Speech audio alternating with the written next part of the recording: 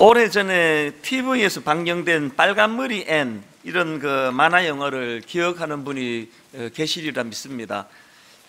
저는 지난 연말에 그 소설가 백영옥 씨가 쓴 그 에세이집인데요, 빨강머리 앤이 하는 말, 이런 제목의 그 에세이를 읽으면서 참 여러 가지 도전을 많이 받았습니다. 그 책에 11살짜리 그 주인공, 그 고아 소녀인데요, 그 빨강머리 앤이 남긴 주옥 같은 명언들을 쭉 이제 되짚어보는 그런 책이었는데, 참 뭐 소설에 나오는 대사이긴 하는데 여러 가지로 많은 그 감동도 받고 또 도전도 받는 그런 글들을 접했습니다. 그 어린 꼬맹이가 어떻게 그렇게 힘든 상황에도 낙심하지 않고 놀라운 희망을 계속 노래할 수 있을까? 그게 참 도전이 됐는데, 예를 들면 이런 겁니다. 이제 빨강머리 앤이 어느 날 이제 지긋지긋한 그 고아원을 이제 벗어나게 된 겁니다. 그래서 어느 집에 이제 입양이 되기로 하고 갔는데, 그 문제가 뭐냐? 그 집에서는 이제 남자아이를 원한 겁니다. 이 심부름도 시키고 그러려고 남자아이를 원했는데, 이 여자아이가 오니까 이거 아니라고.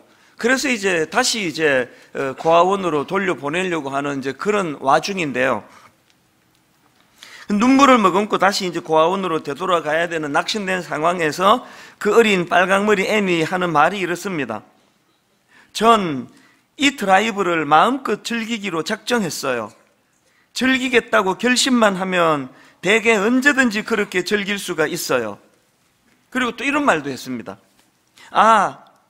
이렇게 좋은 날이 또 있을까? 이런 날에 살아있다는 사실만으로도 행복하지 않나? 이런 날의 행복을 누리지 못하는, 아직 태어나지 못한 사람들이 불쌍해. 지금 그 도망가고 싶던 고아원으로 되돌아가는 그 과정인데, 이제 뭐 차를 타고 가는 것 같아요. 거기에 이 빛꽃이 너무 아름답고 예쁘고 하는 그거를 보면서 탄성을 지르면서 이런 이야기를 하는 게, 이게 그 앤이라는 어린 꼬맹이의 긍정적인 삶의 태도라는 겁니다. 또 이런 말도 했습니다. 너무 오래 슬픔에 빠져 있기엔 세상이 참 흥미롭지 않나요? 뭐 이런 식의 그 말들을 참 많이 남겼는데요, 이제 제가 고른 명언 몇 가지만 한번 읽어드리겠습니다. 이 길 모퉁이를 돌면 무엇이 있을지 알 수 없지만 전 가장 좋은 게 있다고 믿을래요. 또 뭐 이런 말도 있습니다. 저는요, 뭔가를 즐겁게 기다리는 것에 그 즐거움의 절반은 있다고 생각해요. 그 즐거움이 일어나지 않는다고 해도 즐거움을 기다리는 동안의 기쁨이란 틀림없이 나만의 것이니까요. 또 이런 말도 했습니다. 저요, 오늘 아침엔 절망의 구렁텅이에 빠져 있지 않아요. 아침부터 그런 절망의 구렁텅이에 빠져 있어야 되겠어요? 아침이 있다는 건 참 좋은 일이에요. 그 어려움 속에 있는 어린애가 그 하나하나 너무나 주옥 같은 말들을 이제 많이 해놓은 걸 보고 저도 도전을 많이 받았는데요, 그 소설가 백영옥 씨가 왜 이 빨강머리 앤이 하는 말이라는 책을 쓰게 됐는지 그 내용을 밝히는 대목이 그 책에 나옵니다. 한번 내용을 들어보십시오. 오래전 침대에 누워 천장의 무늬를 하염없이 바라보고 있었다. 나는 지쳐 있었다. 인간관계에 실패했고 소설가가 되겠다는 오랜 꿈에서 멀어졌고 결국 회사에 사표를 냈다. 버튼 하나 누를 힘이 없었지만 빨강머리 앤 애니메이션 시리즈를 봤다. 어떤 상황인지 아시겠죠? 회사에서 이 사표를 내고 패배자가 된 느낌으로 그렇게 멍하니 천장을 보면서 이제 있는데 그 빨강머리 앤 대사가 들려진 겁니다. 그때 딱 귀에 들어온 대사가 이거였습니다. 이것도 빨강머리 앤이 한 이야기예요. 엘리자가 말했어요. 세상은 생각대로 되지 않는다고. 하지만 생각대로 되지 않는다는 건 정말 멋져요. 생각지도 못했던 일이 일어나는 걸요. 지금 자기 자신이 나는 세상에 낙오자가 됐다고 그렇게 사표 던지고 그렇게 천장을 응시하며 있는데 그 대사가 꼭 자기 보고 한 얘기처럼 들린 겁니다.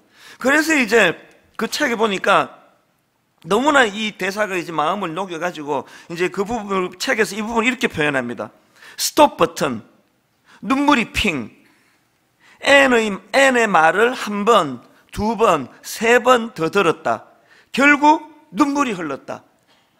그래서 이제 이 백영옥 씨가, 그 소설가 백영옥 씨가 빨강머리의 대사를 이제 노트에 받아 적기 시작한 겁니다.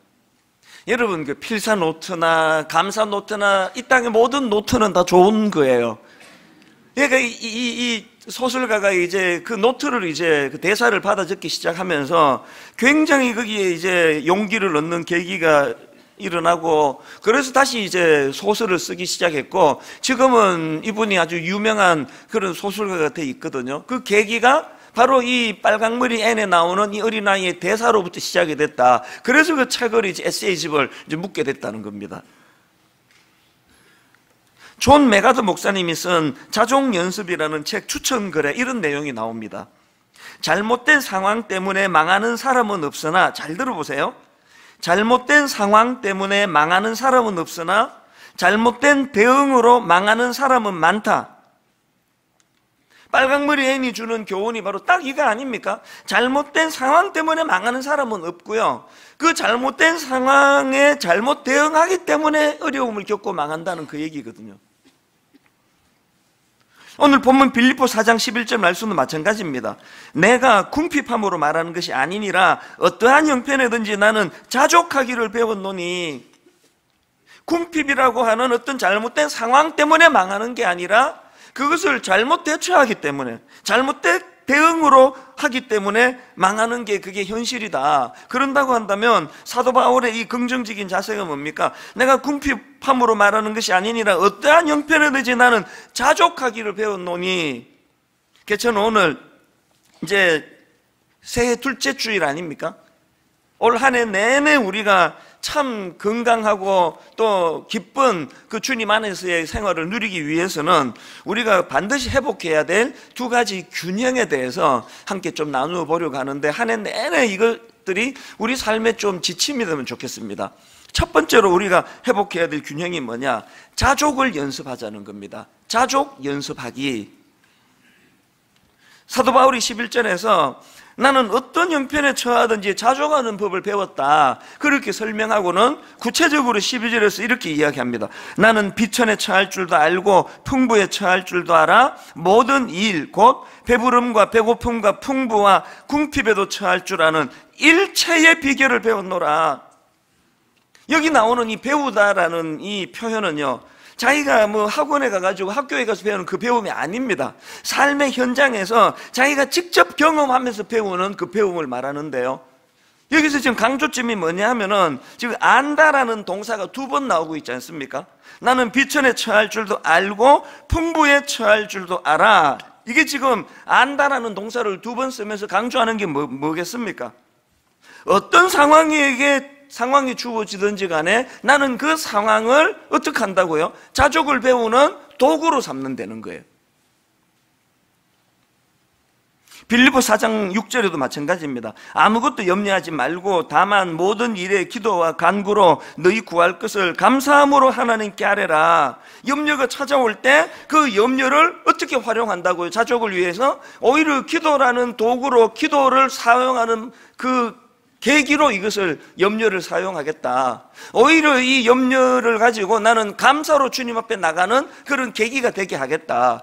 이런 의지를 피력하는 거 아닙니까? 그래서 이 본문을 다루고 있는 그 WBC 주석을 보다 보니까 이렇게 설명하는 부분이 있더라고요.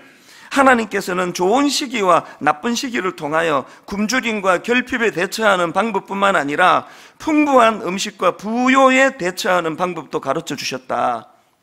제가 이 주석을 읽는데 딱 이 성경 구절이 떠오르는 겁니다. 전도서 7장 14절 형통한 날에는 기뻐하고 곤고한 날에는 되돌아보아라. 이 두 가지를 하나님이 병행하게 하사, 이 두 가지를 하나님이 병행하게 하사 사람이 그의 장래 일을 능히 헤아려 알지 못하게 하셨느니라.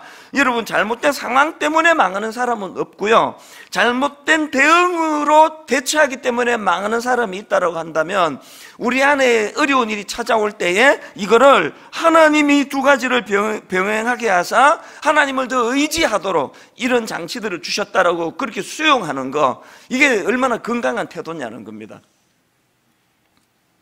저는 옥하는 목사님이 그 부러운 게 참 많은데 그 중에 정말 부러운 게 목사님이 그 유튜브 뭐 이런 거 없는, 인터넷 없는 시대에 목회하셨다는 게 너무 부러워요. 뭐 얼마나 부러운지 모릅니다. 그때 무슨 뭐 가짜 뉴스가 있겠습니까? 모함하는 뭐가 있겠습니까? 그냥 이 오프라인에서 자기 목회만 잘하면 되던 그런 때 목회를 하셨으니까 그게 너무 부럽습니다. 그러나 제가 1941년생이 아니고 1961년생을 어떡하겠습니까? 목회를 하는데 그걸 누가 만들어 버렸는데 그럼 어떻게 해야 됩니까? 피할 수 없다면 절겨라 이런 말이 있지만 믿는 우리는 한 걸음 더 나가야 됩니다. 피할 수 없다면 그거를 내 자족의 도구로 사용해 버려라. 그걸 기어이 내가 자족을 연습하는 도구로 만들어라. 그러면 하나님이 반드시 도와주신다는 거예요. 한 몇 주 전에요, 한창 이제 마음이 힘들고 막 복잡하고 그런 때인데, 이제 월요일 날 점심 때 이제 그냥 스트레스 쌓이면 먹는 게 최고잖아요. 그래서 이제 제 아내하고 같이 뭐 우리나라에서 짜장면 제일 맛있게 하는 집이 있다고 그래가지고 이제 점심 때 갔습니다. 먹어보니까 그 동네에서 제일 잘하는 것 같아요. 그래서 이제 그날 요리도 시키고 실컷 먹었습니다. 잘 먹고 또 이제 풀리더라고요. 그러고는 이제 계산대로 갔더니 그 카운터에 있는 분이 조금 전에 여기 어떤 여자분이 계산하고 갔다는 거예요. 그리고 이제 쪽지 하나를 이렇게 이것 좀 전해드리라고 그랬다고 쪽지를 주는데, 여러분 저는 목회 철학이 식당에서 성도 만나면 내가 그분께 밥 사드리는 게 내 목회예요. 사드리지는 못한다 하더라도 성도들에게 그 식사 대접 받는 건 전 되게 힘들거든요, 그게. 게다가 그날 또 요리도 시키고 해가지고 이 돈 되게 많이 나왔을 텐데 이러니까 되게 마음이 쓰이는 겁니다. 근데 여러분 그 쪽지를 제가 읽으면서 이게 하나님의 배려구나, 이런 내용이 써져 있더라고요, 쪽지에. 목사님, 저는 분당 우리 교회에서 2015년부터 2016년까지 예배를 드렸던 집사입니다. 고향 교회에서 모함을 받아 쫓기듯 나와 마음이 무너지고 있을 때 분당 우리 교회에서 드린 예배와 목사님 말씀에 큰 위로를 받고 지금은 다른 교회에서 감사히 신앙생활하는 중입니다. 너무 감사해서 식사 대접합니다. 목사님 감사합니다. 그리고 누구누구 집사 올림, 이렇게 쓰여져 있는 겁니다. 내용을 보니까요, 얼마나 억울한 일을 당하고 아픈 상태에서 저희 교회에서 예배를 드리고, 저희는 기존 신자 등록을 안 받으니까 이제는 가까운 교회로 가셔서 잘 적응을 하고 있다는 그런 내용인데요. 제가 너무 이분에 대해서 감사를 표하고 싶은 겁니다. 그래서 그분이 다닌다고 하는 교회에다가 연락을 해가지고, 요새는 개인정보보호법 이런 것 때문에 전화번호 잘 안 알려줘요. 제가 한 2주 걸렸던 것 같아요. 기어이 번호를 또 알아냈잖아요, 이 집요함을 가지고. 그래서 이제 그분에게 전화를 했어요. 깜짝 놀라시죠. 그러면서 이제 이런저런 대화를 하다가 그날 제가 정말 많은 위로를 받았습니다. 이분이요, 20몇 년인가 정든 교회에서 상상을 초월하는 모함을 당하고, 그렇게 해서 상처 구덩이에 빠져가지고 도저히 그 고향 교회를 다닐 수가 없어가지고 그렇게 교회를 지금 옮긴 상태에서 우리 교회로 온 겁니다. 그러면서 이제 이분하고 대화를 잘 나누고요, 좀 있으니까 이제 문자가 오더라고요. 문자 내용이 이렇습니다. 너무 억울했습니다. 많이 울었습니다. 복수하고 싶었습니다. 그러나 그것이 주님께서 원하시는 것이 아니었음을 4년이 지난 후에 알게 하셨고, 여전히 용서하는 과정이 있습니다. 이게 참 의미가 있더라고요. 이 정직한 고백 아닙니까? 4년이 지났지만 여전히 용서하는 과정에 있습니다. 그런 중에 목사님을 우연히 식당에서 배웠고 마음으로 정말 감사했습니다. 하나님께서 목사님을 통해 저에게 주신 위로와 가르침을 마음에 담고 제가 받은 십자가 사랑 꼭 세상에 흘려보내며 살겠습니다. 보니까 저보다 훨씬 억울하고 훨씬 마음이 상해 있는 그런 상태의 성도님이셨던 거예요. 제가 한 3주 전인가 모세를 가지고 설교한 적이 있지 않습니까? 그 설교에 대해서 그 다음에 이런 글이 있습니다. 어제 목사님 말씀을 통해 주님 뜻을 다시 한번 알게 되었습니다. 저의 교만이 그 사람의 마음을 상하게 했구나. 이렇게 저를 돌아보았고, 모함받고 원망하는 저의 상황에서 모세와 같이 주님께 부르짖어야 한다는 것을 알게 되었습니다. 분노하고 복수하는 것이 아니라 오히려 저를 돌아보며 저의 고향 교회를 위해 눈물로 기도하는 사람으로 이끌어 주셨습니다. 이분 대단한 크리스찬의 모습 아닙니까? 부끄럽더라고요. 상상을 초월하는 그런 모함을 당하고 오죽하면 복수하고 싶었습니다. 4년이 지나도 그 마음이 완전히 아직까지는 용서가 되지 않는 그런 상황에서 말씀으로 그렇게 살아보려고 애쓰시는 그분을 하필 그 식당, 이 동네도 아니에요. 대한민국에서 제일 맛있는 집이라 그래가지고 한 40분을 내가 운전해가지고 간 그 동네에 하나님은 그분을 미리 거기에 예비해 두시고, 그 마음이 너무나 내가 힐링이 되는 거예요. 막 목회 회의가 오고 도대체 이게 뭔가 하는 이런 자리에 빠져 있을 때 하나님이 그분을 통해서 네가 지금 현실을 얼마나 과장하고 있는지 아느냐. 여러분, 다시 말씀드립니다. 잘못된 상황 때문에 망하는 사람은 없으나 잘못된 대응으로 망하는 사람은 많다. 이것이 얼마나 저에게 이 지침이 되는지 모르겠는 겁니다. 오늘 본문 12절에 나는 비천에 처할 줄도 알고 풍부에 처할 줄도 알아 모든 이 일 곧 배부름과 배고픔과 풍부와 궁핍에도 처할 줄 아는 일체의 비결을 배웠노라. 올 한 해 그 귀한 그 성도님처럼 이왕에 이런 일이 벌어져 버렸는데 내가 이것을 어떻게 대처하면 좋을지, 그것이 궁핍으로 모는 일이든 부요함으로 모는 일이든 내가 겪는 이 땅의 모든 일들로 하여금 내가 자족을 배우는 훈련의 도구로 삼아야 되겠다. 그렇게 결단하시는 성도님들 되시기를 바랍니다. 그런가 하면 두 번째로요, 이 건강한 신앙생활을 위해서 회복해야 될 게 하나 더 있는데 그게 뭐냐? 내게 능력 주시는 자가 계시다는 걸 기억하며 살자는 겁니다. 사도 바울이 12절에서 또 11절에서 나는 일체의 비결을 배웠다. 나는 이런 아픈 일도 저런 아픈 일도 좋은 일도 다 나는 내 자족을 배우는 훈련의 도구로 삼았다. 이렇게 하고 끝나면 그 성경이 아니에요. 그건 자기 개발서입니다. 정말 중요한 건 사도 바울이 그렇게 말씀을 끝내지는 않고 바로 그 다음 13절 내게 능력 주시는 자 안에서 내가 모든 것을 할 수 있느니라. 이게 빨간머리 N하고 사도 바울의 결정적인 차이예요. 이게 의지력이 강한 세상 사람하고 예수 믿는 우리의 결정적인 차이입니다. 내 의지력을 가지고 살아가는 게 아니에요. 이런 일들을 통해서 내게 능력 주시는 분이 내 안에 계시다. 나는 그분과 연합하여 살아간다. 그분이, 내가 그분을 의지하기만 하면 그분은 내게 힘을 주신다. 에베소서 6장 10절에도 보니까 끝으로 너희가 주 안에서와 그 힘의 능력으로 강건하여지고, 우리는 뭐 강건하여지고 이것만 눈에 띄는 거 아닙니까? 사실은 더 중요한 거는 강건해지는 결과물보다도 그것이 가능하도록 주님 안에서와 그분이 주시는 힘의 능력으로 이것이 가능했다. 이걸 구현해내는 게 이게 신앙생활이라는 겁니다. 제가 이런 말씀을 준비하고 있는데 우연히 인터넷에서 글 하나를 발견했는데요, 불교 신자가 쓰신 글인 것 같아요. 이런 내용입니다.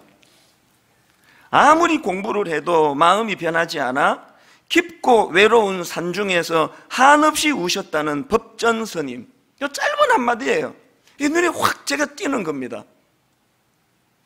그래서 이 법전 스님을 저는 누군지 잘 모르니까요, 인터넷으로 검색을 해봤죠. 그랬더니 그 불교계에서는 꽤 이름이 알려진 유명한 분인 것 같아요. 우리로 치면 뭐 총회장이나 노회장이나 뭐 이런 아주 중요한 일도 하시고 그런 분인 것 같아요. 그런데 여러분, 이렇게 불교계에서 명성이 있는 이분이 내용을 가만히 보니까 이 마음이 변해져 이제 그 돌을 닦는 거 아닙니까? 그렇게 노력을 해도 마음이 변하지 않아서 그 깊고 외로운 산중에서 한없이 우셨다는 법전 스님.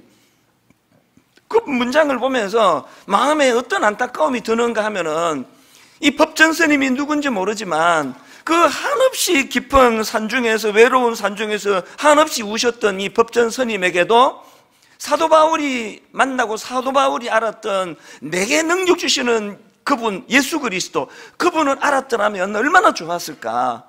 어차피 내 능력으로는 그게 안 된다는 걸 인식하고 내게 능력 주시는 그분을 의지하는 삶을 사셨더라면 이렇게 깊은 산중에서 외로이 우는 일은 피할 수 있지 않았을까. 그런 생각을 제가 하다가 불쑥 든 생각이, 제가 지금 그 법전 선임을 걱정할 때가 아닙니다. 지금 여기 지금 수많은 크리스찬으로 가는 분들, 평상시에 그렇게 손을 들고 찬양하고 하나님을 의지한다 그러고 그렇게 신앙생활을 하는데, 이런 어떤 결정적인 문제를 만나면 법전 스님이나 우리나 거의 다를 바 없는, 내가 뭘 해보겠다고 그러다가 외로이 눈물을 짓는 게 그게 오늘 저나 여러분의 모습 아닙니까?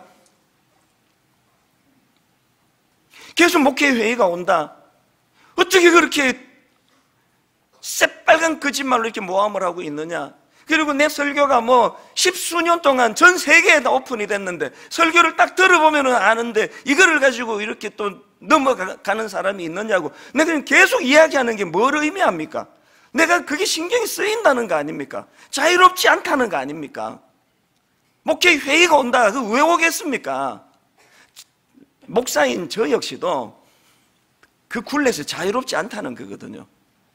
그러니까 이 자리는요, 그 모든 걸 다 해결한 어떤 그 완결자가 설교하는 거 아닙니다. 똑같이 약한 육신을 가지고 같이 마음이 쓰이고, 그래서 하나님께서는 그 짜장면 집에서까지라도 하나님이 사람을 보내주시고, 그 하나님이 오늘도 너에게 능력 주시는 그분을 왜 인식하지 않고 사느냐고 그렇게 저를 깨우쳐주는 그 힘으로 지금 버텨내고 있는 거 아닙니까? 목회 회의가 들기는 무슨 회의가 듭니까? 능력 주시는 그분이 아무런 능력도 없는 저를 지금까지 인도해 주셨는데, 여러분도 마찬가지라고 생각합니다. 여러분, 그 스님이 그 고독한 깊은 계곡에서 눈물을 흘리고 있는 그런 모습이 내게 능력 주시는 그분을 알고 있는 우리는 절대로 그러면 안 된다는 거예요. 절대로 그러시면 안 됩니다. 디모데전서 1장 12절에도 보니까 나를 능하게 하신 그리스도 예수 우리 주께 내가 감사함은, 나를 능하게 하신, 내게 능력 주시는 자. 제가 이 설교를 준비하다가요, 우리 교회 어느 부부가 불쑥 떠오른 겁니다. 이 부부는 정말 이 분당 우리 교회 최고의 이 수뇌보, 완전히 로맨스예요. 이 젊은 이 부부가 무슨 일이 있었냐 하면, 부인이 처녀 때 결혼하기 전에 미혼 시절에 루푸스 병을 만난 겁니다. 이 희귀성 난치병이거든요. 이 루푸스는 정말 무서운 병이에요. 이 몸의 면역 체계가 이상을 일으켜 가지고 자기 인체를 공격하는 거예요. 그 이 안에서 이 루푸스가 눈을 공격하면 실명이 될 위험이 있고요, 무릎을 공격하면 무릎이 더 관절이 다 망가집니다. 심장을 공격하면 심장을 망가뜨리게 되고요. 이 미혼 자매가 이제 루푸스 병이 온 건데, 이 루푸스 병이 진짜 무서운 게요, 아직까지 병 원인을 못 찾습니다. 그러다 보니까 약이 없어요.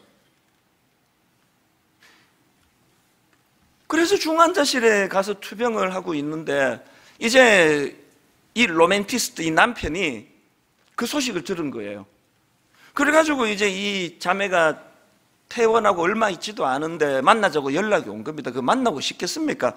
그 자매 표현으로 얼굴이 그 풍선 아줌마처럼 얼굴이 이렇게 부어 있고 막, 그래서 계속 이제 망설이는데 계속 만나자고, 그래서 이제 만났더니 프로포즈를 하는 거예요. 결혼을 하자는 겁니다. 이 자매 마음에 그 무슨 총각 인생 하나 망칠 일이 있나, 결혼 안 한다 그랬어요. 결혼 안 한다 그러는데 막 계속 그렇게 집요하게 프로포즈를 해가지고 드디어 정말 결혼을 하게 됐거든요. 이 수뇌보 아닙니까? 제가 이 설교를 준비하다가 불뚝 그 부부가 생각이 나는데, 그렇게 결혼한 지가 5년이 지났거든요. 대부분 이런 어떤 감상주의에 빠져가지고 로맨틱하게 결혼하면은요, 제정신 들어오면은 다 어려워지잖아요. 근데 궁금해지는 겁니다. 5년이 지났는데 이 부부는 어떻게 지내고 있나? 그래서 제가 좀 만나자 그랬어요. 두 분이 다 같이 찾아와서, 왜? 같이 오라 그랬으니까. 한 사람만 내 확인하면 안 되니까.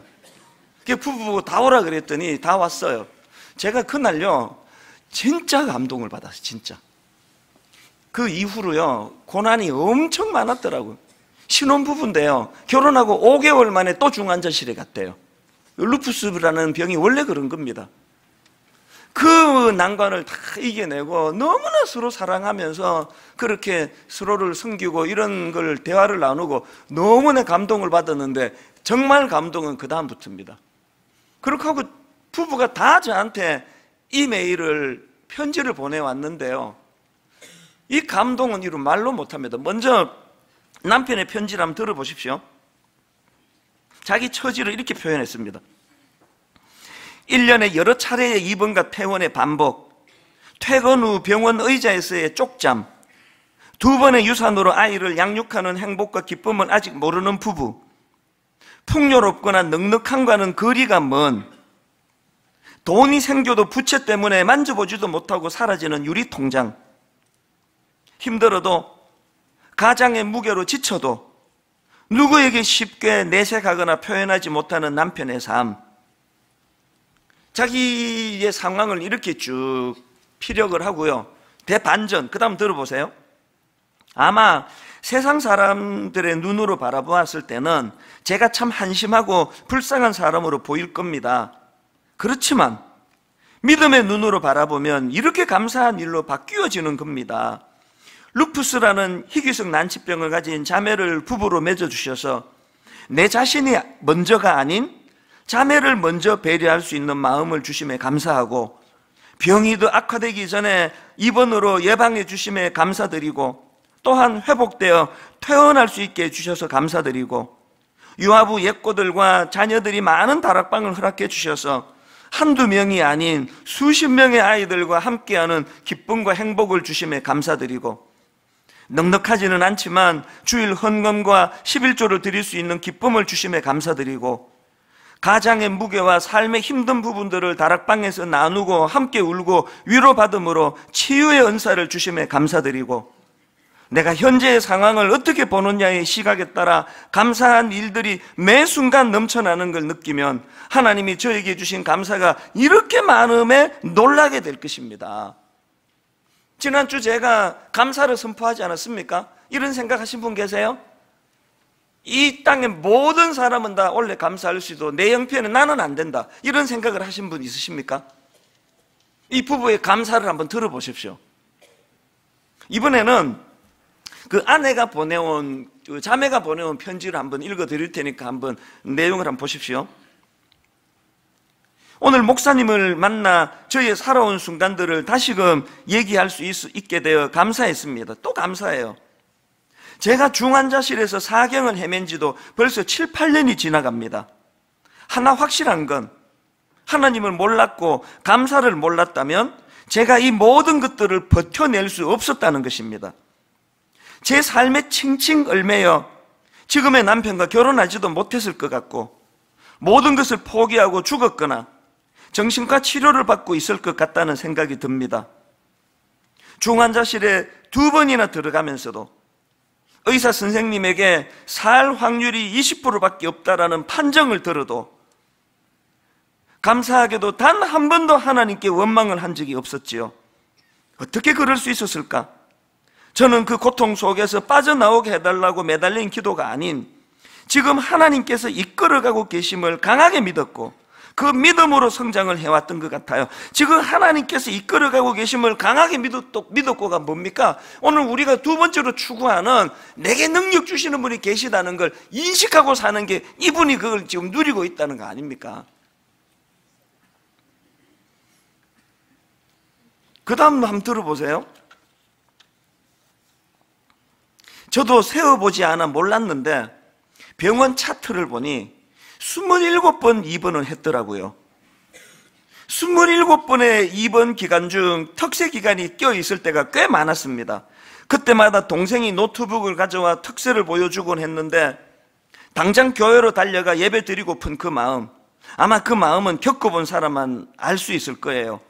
정말 그냥 숨쉬고 살아있고 걸어서 교회에 갈 수 있는 게 얼마나 감사하고 또 감사한 일인지 말이에요. 욥기 말씀을 참 많이 읽었었는데 또 말씀이 주는 위로는 정말 이루 말할 수 없는 기쁨과 감사로 다가왔었어요. 그 말씀으로 같은 병실에 계신 암 환우분께 작게나마 전도를 할 수 있는 용기도 얻었지요. 이건 저 만났을 때 그 얘기 하더라고요. 그렇게 지금 중환자실에 고통 속에 있으면서도 자기를 인도하시는 그 하나님에 대한 감사가 넘쳐가지고 그 암으로 죽어가는 저 환우 그냥 두면 안 된다. 그래서 그분에게 자기가 만난 그 하나님을 글로 써서, 꼼꼼하게 글로 써서 그렇게 전했다는 이야기를 듣고 너무 내가 감동을 받았습니다. 지금도요, 고통이 끝나지 않았거든요. 마지막 부분 한번 들어보세요. 지금도 루푸스 외에 자가 면역성 간경화로 복수가 차고 언제 간 이식을 해야 할지 모르는 상황에 처해 있고 갑상선 저하증으로 늘 부어 있고 살이 찌고 여자로서 외모를 다 포기하게 만들고 뇌하수체에 종양이 있고 폐동맥 고혈압으로 값비싼 약을 계속 복용해야 하고 그 밖에 자잘한 여러 가지 질병과도 앞으로 싸워 나가야 하지만 저는 계속 감사할 수밖에 없는 것 같아요. 지금까지 믿고 하나님만 따라왔고 죽이시는 것도 살리시는 것도 하나님이심을 잘 알기에 그냥 감사할 수밖에 없는 것 같아요. 기쁠 때나 고난 속에서나 하나님만 바라보고 감사하며 나아가는 저희 부부가 되기를 소망합니다. 온통 이 부부가 감사로 도배를 해놓은 거예요. 감사로. 오늘 여러분 교회 오시면서 내가 지금 정말 걸어서 교회 올 수 있는 건강 주신 것 때문에 이렇게 가슴 벅차게 감사하신 분 몇 분이나 되세요? 놀라운 건요, 그 남편이 지금 아파트 올수리 그 인테리어를 지금 하고 있는데요, 들리는 소문이 너무 좋은 거예요.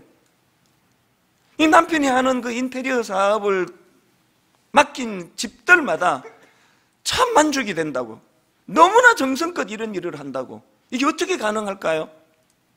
빨강머리 앤이라는 그린 11살짜리 고아 소녀가 너무너무 힘든 그 난관을 어떻게 해서든 그것들을 이겨내보려고 긍정적으로 노력하는 그런 아이의 삶은 반드시 잘 될 수밖에 없는 거. 거기다가 이분은 내게 능력 주시는 분이 누구인지를 알고 있는 분인데요, 자기에게 맡겨진 일 대충 하겠습니까? 부실하게 할 리가 없잖아요. 그러니까 잘 되는 거예요. 저는 이 두 부부를 만나보고 또 두 부부의 편지를 보면서 시편 63편이 불쑥 떠올랐는데요, 시편 63편의 배경은 지금 다윗 왕이 자기 아들 그 못된 그 페루나 압살롬이 쿠데타를 일으켜가지고 반역을 일으켜가지고 지금 광야로 피신해서 쓴 시예요. 그런데 여러분, 제가 시편 63편을 보니까 이게 뭐 아비로서 이건 뭐 숨 쉴 힘도 없을 것 같아요. 그렇게 광야로 피신해서 쓴 시인데 시가 너무 밝은 거예요. 찬양이 너무 많은 겁니다. 자, 예를 들어 볼게요. 시편 63편 3절 4절을 보십시오. 주의 인자하심이 생명보다 나음으로 내 입술이 주를 찬양할 것이라. 이름으로 나의 평생의 주를 송축하며 주의 이름으로 말미암아 나의 손을 들리라. 내 평생에 주를 찬양하며 주의 이름으로 내 손 들리라. 이 찬양이요, 이 보통 깊은 찬양이 아닙니다. 눈을 떠보면 기가 막혀요. 세상에 자식이 반역을 일으킨 상황이에요. 눈을 떠보면 왕궁이 아니라 광야예요. 그 광야 같은 상황에서 시편 63편 5절에 보니까 골수와 기름진 것을 먹은과 같이 나의 영혼이 만족할 것이라. 나의 입이 기쁜 입술로 주를 찬송하되. 지금 여러분, 왕이 왕궁에 있지를 못하고 광야에 던져져 있는데 이게 지금 골수와 기름진 것을 먹는 그런 만족한 상황입니까? 이게 지금 다윗은 어떻게 이렇게 광야에서 그런 절망적인 상황에서도 감사를 놓치지 않았나 그랬더니요, 63편에서 딱 한 구절 내가 발견했어요. 그 이유를 금방 알겠더라고요. 이게 어떻게 가능했냐고요? 시편 63편 7절에 그 답이 있어요. 7절. 주는 나의 도움이 되셨습니다. 광야에서도 주는 나의 도움이 되셨습니다. 내가 주의 날개 그늘에서 즐겁게 부르리이다. 그 광야에 아무것도 없는데 다윗이 발견한 건 뭐예요? 오늘 본문으로 말하면 내게 능력 주시는 분이 여전히 계시는구나. 내게 능력 주시는 분이 여기까지 지금 함께 동행하시는구나. 그러니까 그 광야가 골수와 기름진 것으로 먹는 것 같은 영혼의 만족이 찾아온다는 거 아닙니까? 오늘 여러분 딴 데 안 가고 여기 오셨잖아요. 예배자로 서셨잖아요. 11살짜리 고아 소녀 빨강머리 앤이라는 이 아이가 추구하는 그 긍정적이고 낙관적인 삶의 그 모습을 우리가 취하기 원하신다면 내 힘으로 어떻게 해보겠다 그러면 우리 모두는 깊은 계곡에서 슬피 울 수밖에 없는 인생입니다. 제가 고백하잖아요. 설교자지만 목사지만 저 역시도 똑같이 연약한, 아마 제일 연약할 거예요. 그래서 목사로 세우셨을 것 같아요. 그러나 우리에게는 내게 능력 주시는 분이 계세요. 내게 능력 주시는 그분을 인식하고 그분과 연합하면서 오늘의 결론을 저는 이 말씀으로 마무리하기를 원합니다. 고린도후서 6장 10절, 근심하는 자 같으나 항상 기뻐하고 가난한 자 같으나 많은 사람을 부유하게 하고 아무것도 없는 자 같으나 모든 것을 가진 자로다. 아니 그냥 이렇게 하면 되잖아요. 항상 기뻐하고 많은 사람을 부유하게 하고 모든 것을 가진 자로다. 그렇게 기록하면 되는데 왜 앞에 하나씩 붙여놨을까요? 여러분 저 보시면 알잖아요. 12번 더 낙심하고 12번 더 목회 회의가 오고 12번 더 영적으로 참 초라하고 그 과정에서 근심하는 자 같으나 항상 기쁨을 회복해 주시는 내게 능력 주시는 분이 계시다는 것.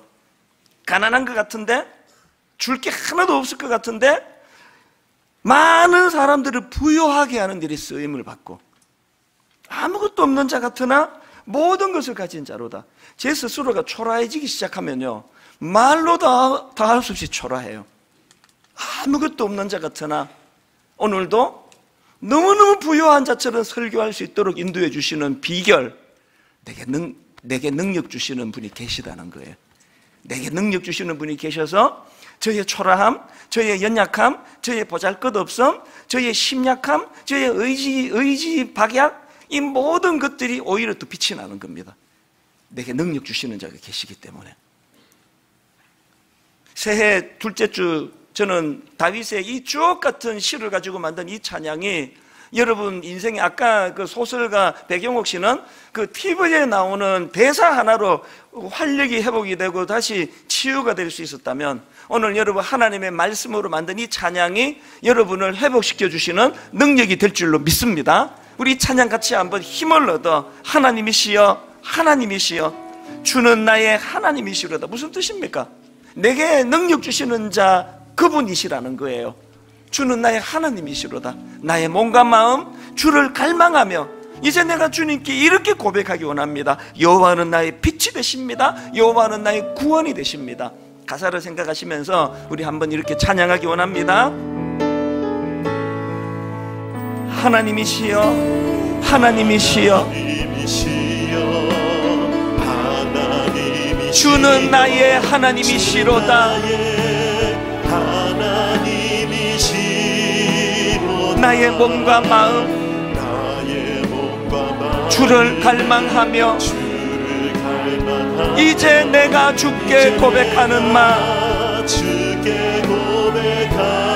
뭐라고 고백하시겠습니까? 여호와는 나의 빛이요. 뭐라고 고백하시겠습니까? 여호와는 나의 구원이시니 내게 능력 주시는 그분이 계시기 때문에 내가 누구를 두려워하리요. 여호와는 생명의 피난처시니 주의 인자가 생명보다 나음으로 내 입술이 여호와를 찬양하니 내 평생에 주를 찬양하며 내 영혼이 기뻐 주의 이름으로 내 손 들리라. 여호와는 나의 빛이요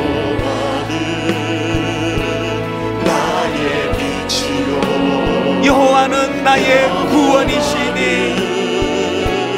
나의 구원이시니 내가 누구를 두려워하리요. 내게 능력 주시는 그분이 계시기에 여호와는 생명의 피난처시니 주의 인자가 생명보다 나음으로 내 입술이 여호와를 찬양하리. 내 평생에 주를 찬양하며 주의 이름으로 내 손 들리라. 하나님 사랑의 눈으로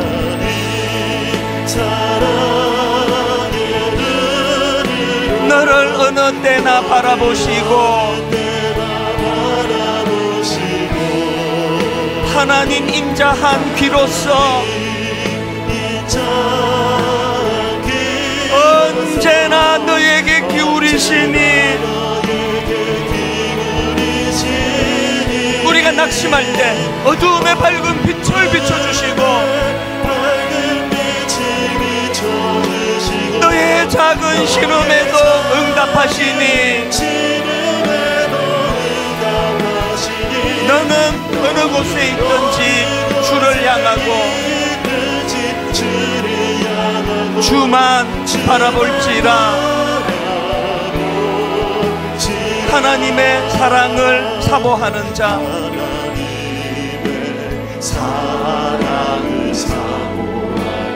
하나님의 평안을 바라보는 자, 내게 능력 주시는 그분, 너의 모든 것 창조하신 우리 주님이 너를 얼마나 사랑하시는지 여러분 이거 다 알고 계십니까? 하나님께 찬양과 경배하는 자, 하나님의 선하심을 닮아가는 자, 내게 능력 주시는 그분, 너의 모든 것 창조하신 우리 주님이 너를 자녀 삼으셨네. 하나님 사랑의 눈으로 너를 어느 때나 바라보시고 하나님 인자한 귀로서 언제나 너에게 기울이시니 어둠의 밝은 빛을 비춰주시고 너의 작은 신음에도 응답하시니 너는 어느 곳에 있든지 주를 향하고 주만 바라볼지라. 우리 마지막으로 한 번 더 이렇게 소리쳐 선포합니다. 하나님 사랑의 눈으로 내게 능력 주시는 그분, 너를 어느 때나 바라보시고 하나님 인자한 귀로서 언제나 너에게 기울이시니 어두움의 밝은 빛을 비춰주시고 너의 작은 신음에도 응답하시니 내게 능력 주시는 그분, 너는 어느 곳에 있든지 주를 향하고 주만 바라볼지라. 주만 바라볼지라.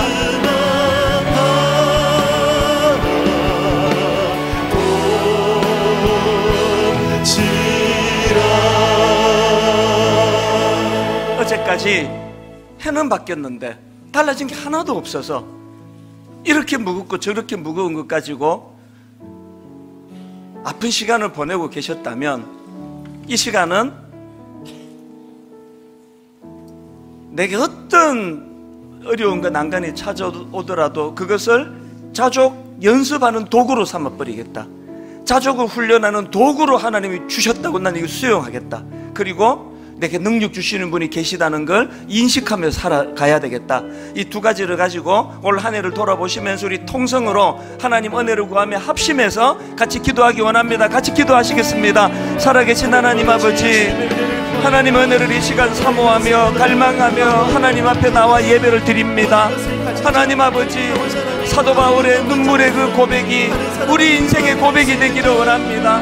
사도 바울이 가졌던 그 놀라운 아버지 하나님 앞에서의 선포가 아버지 우리들 믿음 가운데 드러나게 하여 주시옵소서. 하나님 아버지, 어떠한 형태내는지 나는 자족하기를 배웠노니 나는 비천에 처할 줄도 알고 풍부에 처할 줄도 알아. 모든 일, 곧 배부름과 배고픔과 풍부와 궁핍에도 처할 줄 아는 일체의 비결을 배웠노라. 하나님, 우리들에게 바로 이 말씀이 그대로 구현되는 그런 한 해가 되도록 주님 인도하여 주시옵소서. 하나님 아버지, 그렇게 인도하여 주시는 주님을 의지합니다. 내 안에 내게 능력 주시는 그분과 함께 동행하며 하나님 그분과 연합하며 그분을 의지하며 하나님 아버지 그분이 주시는 새 힘과 능력을 반드시 찾아내 주님 앞으로 아버지 달려가는 믿음의 성도님 되게 하여 주시옵소서.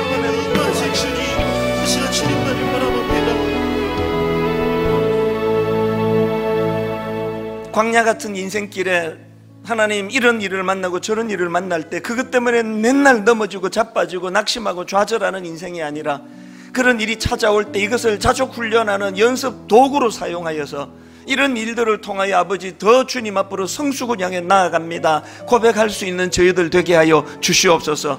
무엇보다도 우리 힘으로 할 수 없을 때 깊은 산속에 들어가 눈물 지을 수밖에 없는 인생인데 오늘도 내게 능력 주시는 분이 계시다는 것, 그분을 의지하며 살아갈 때에, 그분과 연합할 때에 그분이 내게 없는 하나님만이 주시는 힘으로 인도해 주신다는 것을 인식하고 그것을 경험하고 맛보며 나아가는 올 한 해가 되게 하여 주시옵소서. 그렇게 인도해 주시는 주님께 감사드리옵고 예수님 이름으로 기도드립니다. 아멘. 우리 다 자리에서 일어나셔서 찬송가 354장 우리 1절 찬양할 때 의도적으로 큰 손뼉을 치면서 큰 목소리로 선포하면서 그렇게 찬양을 드리고 예배를 마무리하겠습니다. 주를 앙모하는 자.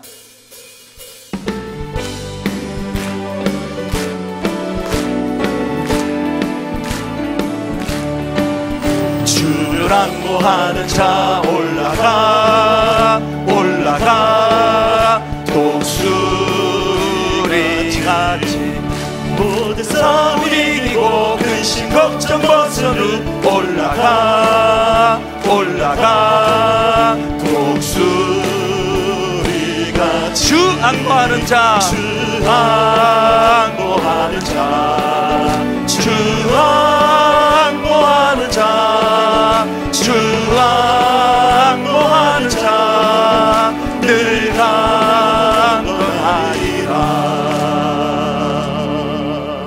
하나님 이번 한 주간 또 이 찬양이 그대로 구현되는 귀하고 복된 한 주간 되도록 인도하여 주시옵소서.